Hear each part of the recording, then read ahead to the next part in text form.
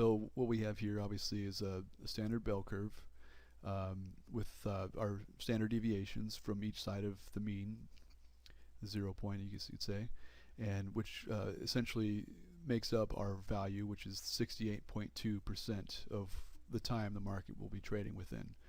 So that's just kind of the basics of looking at a bell curve, of course, but I'll show how we bring this into the VWAP concept. So first thing, just comparing other structures to what we're talking about here. Here's an example of, a TPO profile. We've got our value area, and we've got our point of control. Very straightforward, similar to the bell curve. Here's a volume profile, similar thought. This white area is our value area with the red line here is our point of control. Same concept, bell curve.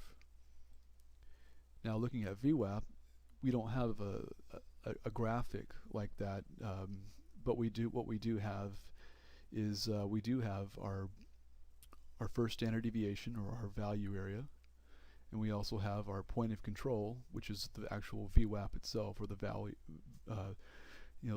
the volume weighted average price. So in a sense, just the basic bell curve concept, this is our outer extremes and this is our median. Very simple. So with that being said, it does fall into that whole same thought process as that was what you would see with any sort of other auction market theory